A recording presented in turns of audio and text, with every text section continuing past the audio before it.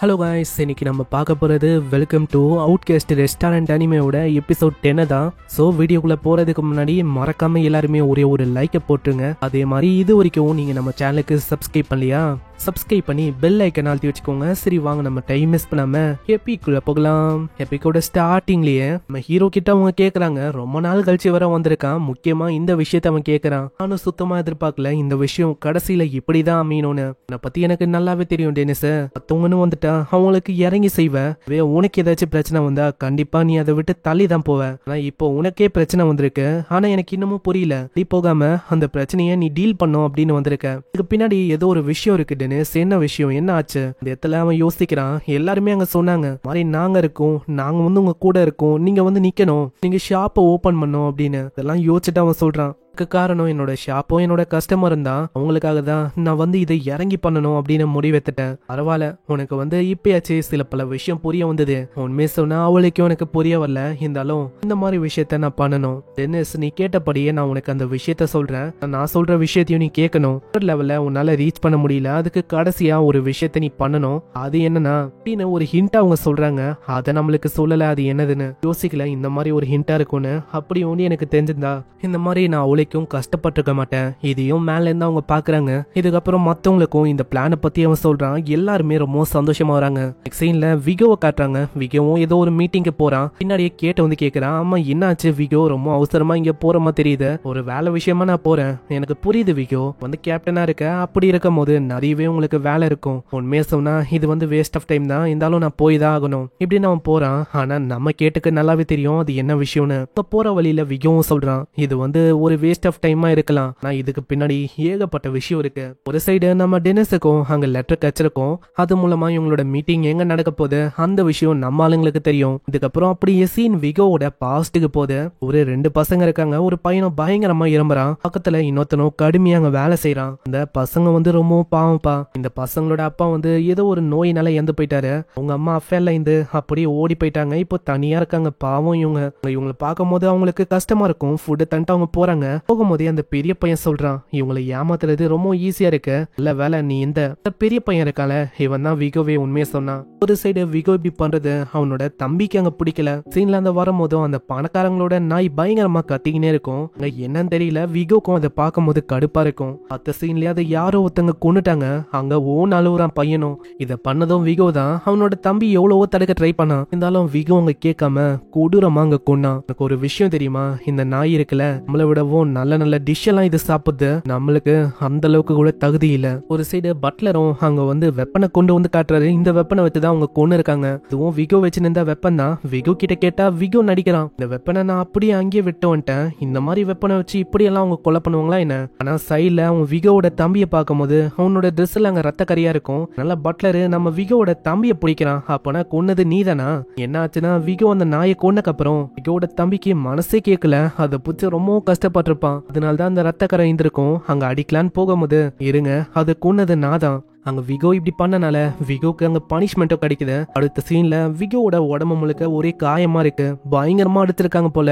அங்கங்க எல்லா இடத்துலயும் காயம் இருக்கு. நெக்ஸ்ட் சீன்ல அந்த வீடியோ பயங்கரமா பத்திக்கின்னு எரியுது. இதை பண்ணதும் விகோ தான். அவ்வளவுதான், உங்ககிட்ட இருக்கிற எல்லா விஷயத்தையும் நான் பறிச்சிட்டேன், இப்போ நம்மள மாதிரி அவங்க நம்ம வந்து இன்னமும் இங்க நிக்க கூடாது, நம்மளால இன்னமும் உயரத்தை அடைய முடியும், மேல பறக்கிற அந்த பறவை மாதிரி நம்ம இன்னமும் உயரத்தை அடைவோம், வா நம்ம போகலாம். ஆனா தம்பி ஆளக்கானோ, அவன் எங்க போனானே தெரியல. ஆனா விகோக்கு இது கவலையே இல்ல, ஆளு அங்க ட்ரைனிங் பண்றான், பண்ணிக்கினே தான் இருக்கான். அவனோட கையில இருந்து அப்படி ரத்தமா ஊத்துது. இதுக்கப்புறம் ஒரு கொடூரமான கும்பல் கிட்ட மாட்டிக்கிறான். ஆனா அவங்களையும் அசால்ட்டா ஆளு முடிக்கிறான். இதே மாதிரி சில்வர் ஃபேங் அப்படின்னு ஒரு பார்ட்டி அவன் ஜாயின் பண்றான். உன்னோட பேரு வந்து விகோ தானே, நான் கேள்விப்பட்டேன், உன்னோட லெவலும் 80 ஜாயின் பண்ண சில பல நாள்லயே அவங்க கேவுக்கு மிஷின் முடிக்கலான்னு போறாங்க. ஏகப்பட்ட காப்ளின்ஸ் எல்லாம் இருக்கு. ஆளு தனியாவே எல்லாத்தையுமே கொள்றான். விகோவோட திறமையை பார்த்து எல்லாருமே வியந்து போறாங்க. ஏன்னா விகோ தனியாவே எல்லாமே முடிக்கிறான். அங்க கேப்டனும் விகோ கிட்ட வந்து சொல்றாரு, விகோ கொஞ்சம் தனியா வர முடியுமா, உன்கிட்ட நான் பேசணும், டீமா இந்த விஷயத்த பண்ணலாம், இது ரொம்ப ஈஸியாவும் முடியும், டீமா நீ ஏன் செயல்பட மாட்ட, நீ என்ன தனியா இந்த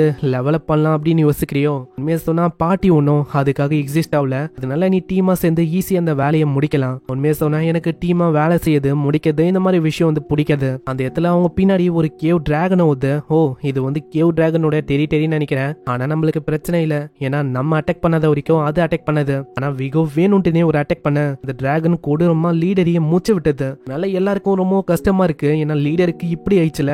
அப்புறம் விகோ தாங்க லீடர் ஆகுறான். ஆனா சில பேருக்கு அந்த விஷயம் பிடிக்கல. என்னாலலாம் விகோவை ஃபாலோ பண்ண முடியாது, அவன் நோபல்ஸுக்கு கீழேயும் ராயலிட்டிஸ் அவங்களுக்கு கீழேயும் இருக்கான், அது நல்லா முடியாது அப்படின்னு போயிடறாங்க. விகோ கூட ஒரு 2 பேர் இருந்திருப்பாங்க. அதுக்கப்புறம் தான் கேட்டெல்லாம் வந்திருப்பான். அவங்களோட பழைய பாட்டி பேர் வந்து சில்வர் ஃபேங் அப்படின்னு இருந்திருக்கும். அதுக்கப்புறம் நியூ ஜெனரேஷன் சொல்லி இவங்க பேரை மாத்திக்கினாங்க சில்வர் விங்ஸ்ன்னு. இப்படின்னு தான் நம்ம விகோட ஸ்டோரி அங்க போயிருக்கோம். ஃபைனலா அவங்க எங்க வந்தோமோ அந்த இடத்துக்கும் வந்து சேர்றாங்க. அந்த மீட்டிங்ல அந்த 4 பேரையுமே அவன் மீட் பண்றான். அங்க வந்த உடனே அவன் பண்ற வேலையை என்னன்னா அங்க இருக்கிற கர்டன்ஸ் அவன் மூடுறான். இந்த மீட்டிங் வந்து ரொம்ப இம்பார்ட்டன்டான மீட்டிங், யாரோட கண்ணிலையும் படக்கூடாது, அதே டைம்ல யாருக்கும் இது கேட்கவும் கூடாது. இப்போ வந்து அந்த சின்ன பொண்ணு அதாங்க நம்ம அட்டிலியர் நைட் மிஸ்டர் வச்சு அவளோட பொருள்ல இருந்து ஒரு விஷயத்தையும் அவங்க நாசமாக்கிட்டாங்க. அங்க இப்போ அவளுக்குன்னு எதுவுமே இல்ல. அது போக பிரச்சனைன்னு ஏதாச்சும் அவங்க வந்தாலும் கிட்ட ராயலிட்டி இருக்கு, அதே டைம்ல பெரிய ஒரு ஜட்ஜ் ஒரே நம்ம பக்கம் தான், தீர்ப்பே நம்ம பக்கம் தான் வரும். அங்க இப்படி பேசும்போது வீவா நடுவில் வரான். ஆமா உன்னை யாரு வர சொன்னா, என்னை மன்னிச்சிருங்க, இந்த மாதிரி ஒரு டிஷ்ஷை கொடுக்க சொன்னாங்க, வந்துட்டாங்களா அதை நான் கொண்டு வந்தேன். அதை சாப்பிட்டு பாக்குறான். அந்த ஜோசப்புக்கு அது ரொம்ப பிடிச்சு போயிடுது. அது எல்லாரையுமே அவன் சாப்பிட சொல்றான். அங்க மத்தவங்களுக்கும் இது பிடிச்சு போயிடுது. ஆமா என்ன டிஷ் இது, ரொம்ப டேஸ்டா இருக்கு, எனக்கு வந்து தெரியாது, சமைச்ச அந்த குக்க திரும்பவும் சமைச்சு எத்தனை சொல்லு, அதே மாதிரி அவனை என்னோட செஃபா வச்சுக்கவும் நான் தயாரா இருக்கேன் இவன் சொல்றான். விகோ அங்க இதை பார்த்து யோசிக்கிறான். இவன் ஒரு மடையன் தான், இவனை அசால்ட்டா ஏமாத்திடலாம். அதே மாதிரி தான் இந்த ஜட்ஜு அவன் இருக்கால அவனோட பொசிஷனை வச்சு விளாடுறான். இந்த மாதிரி இவங்க 3 பேருமே மடையனுங்க தான், இவங்கள அசால்ட்டா கொண்டு என்னால பேரையும் புகழையும் அடைய முடியும், கிரிமினல்ஸ் எல்லாரோட கதையும் முடிச்சிட்டேன், அதை அவங்க எல்லாரையுமே காப்பாத்தினேன், அதுக்கப்புறம் என்ன எனக்கு நோபிலிட்டி கிடைக்கும், இத்தனைக்கும் என்னால இந்த கிங்டமுக்கே ஒரு கிங்கா மாற முடியும், நான் ஆசைப்படுற விஷயம் தான் இங்க நடக்குமே. இந்த விஷயத்த ஆளு டேஸ்ட் பண்றான். இது எங்கேயோ டேஸ்ட் பண்ண டேஸ்ட் அவனுக்கு வரும். ஆளுக்கு புஞ்ச போயிது, இதை பண்ணது டென்னிஸ் தானே. அங்க டென்னிஸும் வரான். என்ன ஆச்சு, இந்த மாதிரி நீங்க தான் குக்க வர சொன்னீங்க போல, அதனால தான் நான் இங்க வந்தேன், நீயும் கேட்டல செஃப்பா நான் உனக்கு இருக்கணும்னு, வாய்ப்பில என்னால செஃப்பாலாம் இருக்க முடியாது. அடே நீ தப்பான எத்துல மோதுற, இங்க பெரிய பெரிய ஆளுங்க இருக்காங்க, எனக்கு ஒன்னும் அதை பத்தி எல்லாம் கவலையே இல்ல, நான் தேவையில்லாம வைக்க கூடாது எத்துல கைய வச்சிட்டீங்க, என்னோட ரெஸ்டாரண்ட்டை மொத்தமா எரிச்சிட்டீங்கள, டெலியரோட வாழ்க்கையை நாசமாக்குனீங்க, அவ கொண்டு வந்த அந்த பிரஷியஸான புக்கு அதையும் நீங்க எரிச்சிட்டீங்க, இப்போ என்னதான் உங்களுக்கு வேணும். அங்க இதனால திரும்ப அவன் கத்துறான். அவங்க எல்லாருமே முட்டி போட்டு அப்படி நடுங்குறாங்க. ஜோசப்ப சொல்றான், இருங்க உங்களுக்கு என்ன வேணுமோ நான் எல்லாத்தையுமே கொண்டு வந்து தரேன். அப்பனா அட்டிலியரோட இறந்து போன பேரண்ட்ஸ் அந்த எரிச்ச புக்கு எல்லாத்தையுமே கொண்டு வா, இல்ல அது தாண்டி வேற ஏதாச்சும் சொல்லுங்களேன், நான் வந்து கொண்டு வரேன் பாசிபிளா இருக்கிற மாதிரி. ஆனாலும் கேட்கவே இல்ல. அங்க கத்துல அவங்க நடுங்க ஆரம்பிச்சுறாங்க. நீங்க தானே இது எல்லாத்தையுமே பண்ணீங்க.